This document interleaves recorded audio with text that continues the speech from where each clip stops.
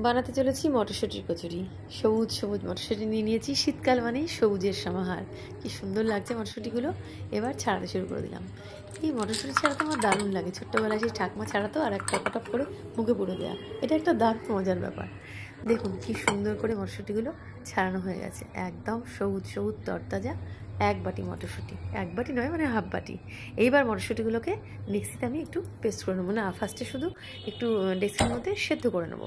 Gas জ্বালিয়ে দিয়েছি, একটা ছোট্ট ডেকচি নিয়ে তার মধ্যে মটরশুঁটি দিয়ে দিলাম, একটু নুন অ্যাড করে দিচ্ছি। এটা সেদ্ধ হয়ে গেলে তারপরে মিক্সিং জারে একটু আদা আর কাঁচা লঙ্কা সহ মিক্সিতে ফেটিয়ে নেবো। দিয়ে দিয়েছি মিক্সিং জারে। এবার মিক্সিতে এটাকে ফেটিয়ে পেস্ট বানিয়ে এরপরে একটা কড়াইতে সাদা তেল একটু ঢেলে নিয়েছি, মানে একদম সামান্য। তার মধ্যে একটু বেশ খানিকটা বেশি করে তেলটা গরম হয়ে গেলে হিং দিয়ে দিচ্ছি।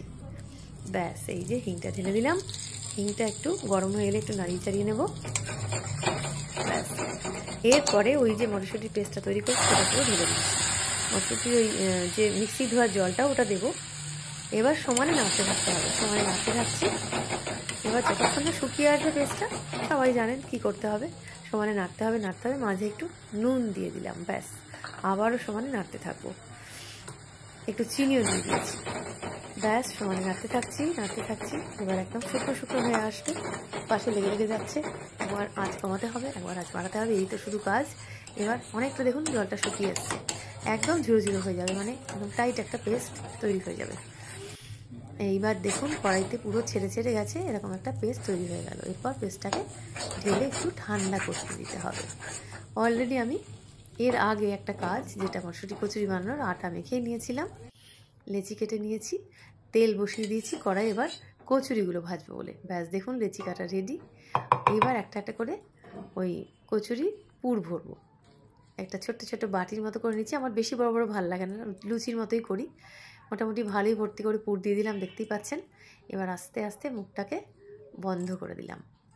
ব্যাস, এইবার একটু তেল দিয়ে এটাকে সুন্দর করে গোল গোল করে কচুরির আকারে বেলে নেব।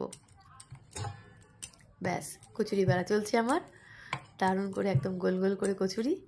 দেখুন কিচ্ছু বেরোয়নি, গোল হয়েছে একদম। ব্যাস, এবার আস্তে করে ডুবো তেলে ছেড়ে দিলাম।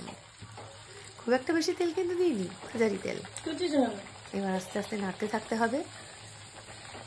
দেখুন ফুলতে শুরু করছে, আস্তে আস্তে নাড়তে থাকছি। ব্যাস, এই যে কচুরি আমার একদম ফুলে ঢোল। ও দারুণ, কি সুন্দর গরম গরম আর কড়াইশুঁটির কচুরি। আবার একটা তৈরি করে নিচ্ছি, এরকম একটা বাটির মতো করে। ওই যে বললাম ছোটো ছোটোই ভালো লাগে আমার, লুচির মতো। অনেকে পরোটার মতো করেন, কচুরির মতো বড় একটু বড় সাইজের করেন, ওরকম ভালো, কিন্তু আমি লুচির মতো করতেই ভালোবাসি। ব্যাস, আবারও তেল দিয়ে আরেকটা বেলে নিচ্ছি। সুন্দর করে হালকা হাতে বেলে নিতে হবে যাতে পুরটা না বেরোয়।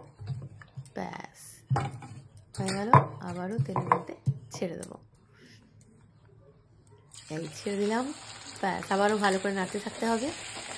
এটাও ফুলবে দারুণ, দেখুন আস্তে আস্তে আস্তে আস্তে নাড়তে নাড়তে ঠিক ফুলে যাবে। ব্যাস, এই ফুলতে শুরু করছে। ব্যাস, একটু হালকা হাতে চাপ দিতে হবে। ব্যাস, ওয়াও কি সুন্দর মটরশুঁটির কচুরি আমার একদম রেডি। তাহলে চলুন পরেরগুলোকে ভেজে নিই।